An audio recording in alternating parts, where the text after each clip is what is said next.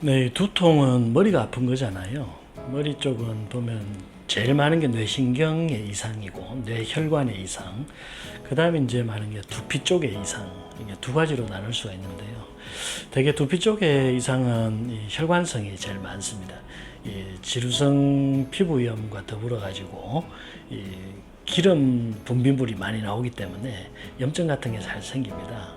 그리고 또 사람이 긴장을 하면 두피가 경직이 되기 때문에 통증이 잘 생기는 거고, 일반적으로 두통이라 하면 이제 뇌신경의 이상입니다. 그러니까 우리가 스트레스 받고 화가 나고 하면 뇌 쪽으로 혈류량이 증가하거든요. 또 신경의 어떤 전기적인 전도도 증가하기 때문에 그때 이제 발열이 생기면서 통증이 생기는 경우가 제일 많고요. 그다음 더 일반적인 두통은 되게 우리가 그냥 두통이라고 하면 되게 감염성 두통을 얘기하죠. 감기가 걸렸다든지 뭔가 장염이 왔다든지 어떤 몸에 이상이 생겨서 열이 나고 38도, 39도 이상 올라가면서 두통이 생기는 경우가 제일 많죠. 그래서 그런 감염성 두통이나 발열이 생기면서 생기는 두통은 되게 일반적으로 두통약이 잘 듣습니다. 아스피린이나 타이레놀 같은 것들이 우리 그 약 이름을 소염 진통제라고 하잖아요. 해열 소염 진통제. 그러니까 해열 작용도 있고 소염 작용도 있고 진통 작용도 있다는 얘기거든요. 그래서 발열이 좀 있어야 효과가 있습니다. 그런데 이제 뇌신경의 어떤 과열에 의해서 오는 두통은 되게 그런 소염 진통제가 잘 듣질 않죠. 근데 일반적으로 이제 아스피린이나 타이레놀 같은 해열제만 자꾸 먹으니까 효과가 없게 되는 것이거든요. 그래서 효과가 잘 나질 않으니까 하루에 막 10알씩, 20알씩 먹는 환자분들도 있어요.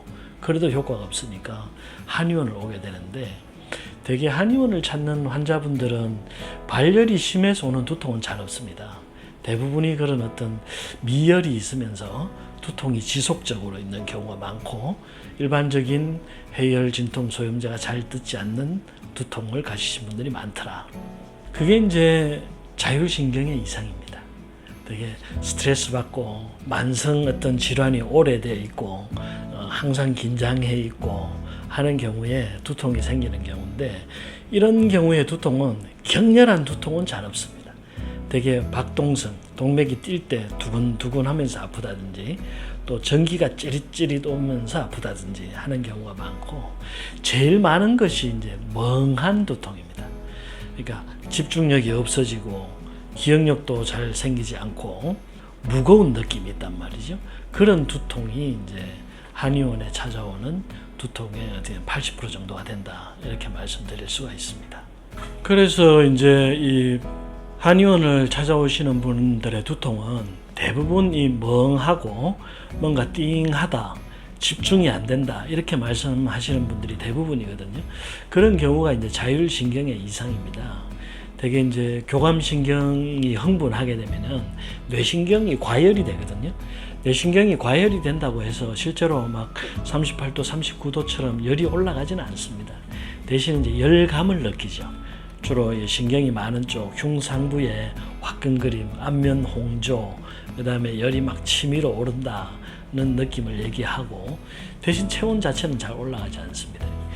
신경이라는 것은 전기선과 비슷하기 때문에 우리가 왜 전기선에 과전류가 흐르면 불이 나잖아요. 그것처럼 열이 나게 되고 땀이 나게 되고 통증을 유발합니다.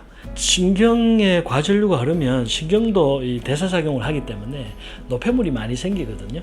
베타 아밀로이드 같은 노폐물이 생기기 때문에 그런 것들이 이제 처리가 되지 않고 쌓이게 되면 통증이 발생하게 됩니다.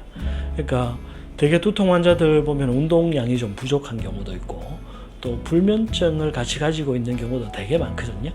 그래서 노폐물이 자는 동안 이 림프관을 통해서 빠져나가줘야 되는데 그게 잘 되질 않으니까 통증이 지속이 되는 것이고, 그 다음에 또 이제 혈관성 두통이라고 해서 우리가 스트레스 받아서 뇌신경에 과전류가 흐르게 되면 혈액의 흐름도 증가하게 되거든요.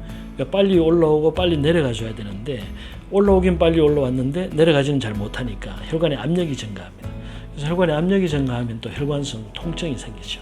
꽉 찬 듯한 두통, 찌르는 듯한 두통, 이런 것들은 전부 혈관성 두통이거든요. 또 혈액순환이 잘 안 되면 아까 같은 노폐물, 젖산 같은 것도 잘 쌓일 수가 있고 해서 통증이 또 증가하게 됩니다. 그래서 이제 결론적으로 말씀드리면 그런 발열이 심한 경우, 감염성이나 어떤 염증이 전신에 있어서 오는 두통 같은 경우는 해열 진통 소염제가 잘 듣는다. 그런 경우에는 이제 한방에서는 실증의 두통이라고 합니다. 이제 자율신경에 의해서 오는 두통은 대개 흑증성 두통이 많습니다. 소화장애나 전신의 피로감, 혈액순환 장애와 함께 기억력이 상실되고 집중력이 떨어지는 멍하고 띵한 두통, 자율신경의 이상인 경우에는 치료를 해열진통소염제로 하는 것이 아니라 자율신경을 조절해야 그 근본 원인을 해결할 수 있다. 이렇게 말씀드릴 수가 있겠습니다.